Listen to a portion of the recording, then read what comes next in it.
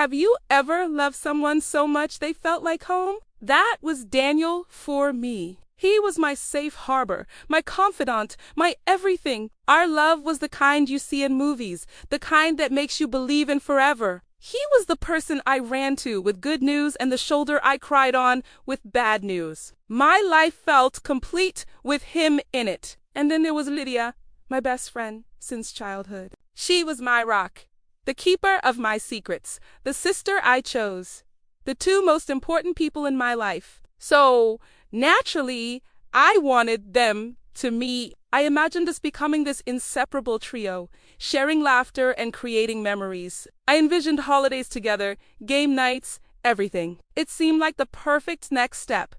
I remember that evening so clearly. I was buzzing with excitement, thinking, this is it. My world is finally coming together. When I introduced them, everything felt perfect. Lydia was her usual charming self, and Daniel was polite and engaging. They hit it off instantly. I watched them, a proud smile on my face, completely oblivious to the storm that was brewing right in front of me. At first, their connection seemed harmless, just two people getting along. I was happy, genuinely happy, that my best friend approved of my partner. I thought, this is wonderful. The initial laughter, the shared jokes, it all seemed so innocent. But innocence has a way of turning sour. Soon, their conversation started lasting longer, stretching into late-night texts and inside jokes that I wasn't a part of. When we were all together, I'd catch them exchanging glances, their laughter sounding a little too loud, a little too personal. A tiny seed of doubt started to grow in my mind, but I pushed it away. I'm just being paranoid. I'd tell myself, Lydia would never do that to me. Daniel loves me. I trusted them. I wanted to trust them. I convinced myself that I was just insecure, that my imagination was running wild. It is so easy to ignore the red flags when you're re-blinded by love and loyalty. I tried to ignore the nagging feeling in my gut, the one that screamed something was wrong. But the signs became impossible to miss. They'd stand a little too close. Their hands would brush accidentally, and their eyes would meet across the room with an intensity that wasn't meant for friends. I was living on the edge of a breakdown, caught between what my heart wanted to believe and what my eyes were seeing. The denial was a shield, but it was getting heavier with every passing day. I didn't want to lose my best friend, and I couldn't bear the thought of losing the love of my life. So I stayed quiet, hoping I was wrong, praying it was all in my head. The breaking point came on a seemingly ordinary afternoon. I walked into the living room and saw it. It wasn't a kiss. It wasn't a touch. It was a look. A single, fleeting look between them that held a universe of secrets. It was lingering, it was guilty, and it was absolutely unmistakable.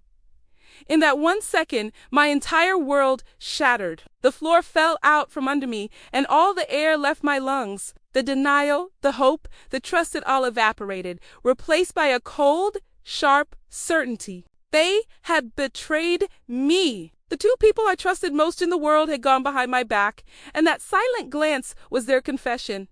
My heart hammered in my chest. I couldn't breathe. I couldn't think. I just stood there, frozen, as the reality crashed down on me. I confronted them right then and there. My voice was trembling, but I needed to hear them say it. What's going on between you two? I asked, my words barely a whisper. They denied it, of course. They stammered. They made excuses. They told me I was crazy, but their faces were pale. Their eyes couldn't meet mine, and their silence spoke volumes. Their denial was weaker than their guilt. That's when I knew for sure. It wasn't just a betrayal. It was a double betrayal. My lover and my best friend. The pain was indescribable. I told Daniel to leave and told Lydia I never wanted to see her again. The weeks that followed were a blur of pain. It felt like a part of me had been ripped away. I drifted through my days in a fog, replaying every moment, every lie, every stolen glance. The grief was overwhelming. It wasn't just the loss of a relationship. It was the loss of a friendship that had defined so much of my life. I felt utterly alone, hollowed out by their deceit. But you know what they say about hitting rock bottom? The only way to go is up. Slowly, Very slowly, I started to pick up the pieces. I decided I wouldn't let their betrayal define me. I deserved better. I poured all that pain and energy into myself. I started painting again, something I hadn't done in years. I went on long hikes, reconnecting with nature and my own thoughts. I rediscovered the person I was before Daniel, before Lydia, the person who was whole all on her own. It was a journey of healing, of reclaiming my own heart and my own happiness. I learned that my worth wasn't tied to someone else's love or friendship. And in the middle of this beautiful, messy process of rebuilding, I met someone new.